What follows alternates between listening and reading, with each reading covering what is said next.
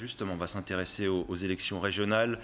Chez nous, avec, vous l'avez dit, Bruno, cette surprise socialiste, le président sortant François Bonneau, qui déjoue les sondages en arrivant devant le Rassemblement national d'Aleksandar Nikolic, suivi de la droite de Nicolas Forissier. En 4e position, le ministre loir-et-cherien Marc Fesneau. Et surprise, ce soir, le candidat de la majorité présidentielle ne fusionne pas et maintiendrait sa liste au second tour. On fait le point avec Aurélie Renaud. Avec des taux de participation normaux, on peut aller chercher cette région. Face aux caméras, celui que les sondages annonçaient comme le grand vainqueur du premier tour accuse le coup. Le jeune candidat RN Aleksandar Nikolic ne fusionnera pas. Il ira chercher ses réserves de voix chez les abstentionnistes. Quand vous avez 70% d'abstention, les réserves de voix, elles sont massives. Donc dans l'abstention, évidemment, enfin, je veux dire, bien sûr. C'est finalement François Bonneau qui crée la surprise. Sa liste remporte 24% des suffrages. Sur notre plateau, le président sortant appelle à la mobilisation car la situation reste tendue. Pour que le Rassemblement national n'ait aucune possibilité de prendre cette région. Et ce soir, ce qui compte véritablement, c'est la mobilisation, le rassemblement tout d'abord, et je vais tout faire pour le concrétiser avec la Europe Écologie Les Verts. Fusion concrétisée ce lundi avec la liste de Charles Fournier, Europe Écologie Les Verts et la France Insoumise qui obtenait hier soir 10% des suffrages. J'ajoute qu'une liste dissidente a fait 4% et qu'elle parle aussi d'écologie. Elle a placé aussi l'écologie au cœur de son projet. Oui, si on additionne, on est plutôt du côté de 15%. Donc on pèse dans cette élection de manière importante. Hier, le candidat LR, lui, était heureux. Nicolas Forissier, que les sondages plaçaient en 4e position, arrive 3e avec 18,8% des voix, devant le candidat de la majorité présidentielle, Marc Fesneau. Je n'ai pas été appelé par M. Fesneau jusqu'à présent, on verra bien ce qui se passera, mais en tout état de cause, je souhaite tracer la route que j'ai commencé à tracer et faire en sorte qu'on ait une alternance dans cette région, c'est possible. Avec 16,6% des suffrages, le ministre et candidat Modem La République En Marche se montrait hier ouvert à la discussion. Il faut qu'on essaie de trouver une alternative.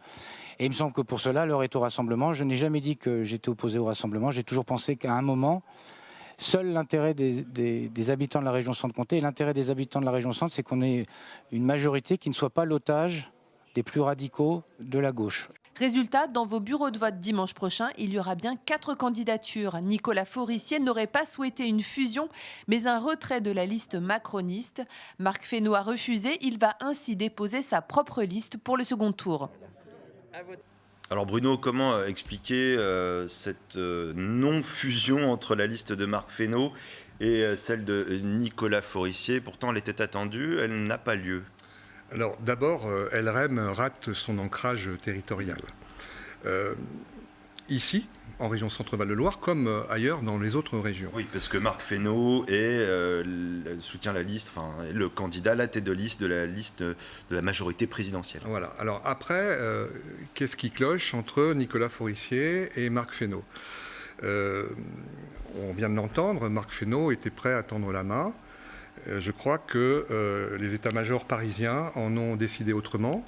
La branche UDI de M. Forissier, de Nicolas Forissier, était plutôt favorable à un rapprochement. D'autres, plus à droite, notamment dans la liste départementale, en Indre-et-Loire, ont tenu bon, n'étaient pas pour une fusion, en ont fait appel à l'arbitrage de Gérard Larcher et de Christian Jacob, qui était présent la semaine dernière dans ce département.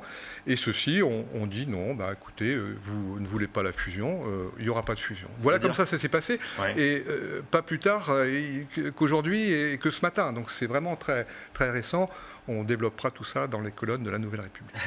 La droite a pris du recul par rapport à cette dépendance vis-à-vis de LREM au regard des résultats très décevants, voire mauvais de l'REM. Nicolas Forissier l'avait dit en tout début de campagne, qu'il n'avait pas besoin de Marc Fesneau.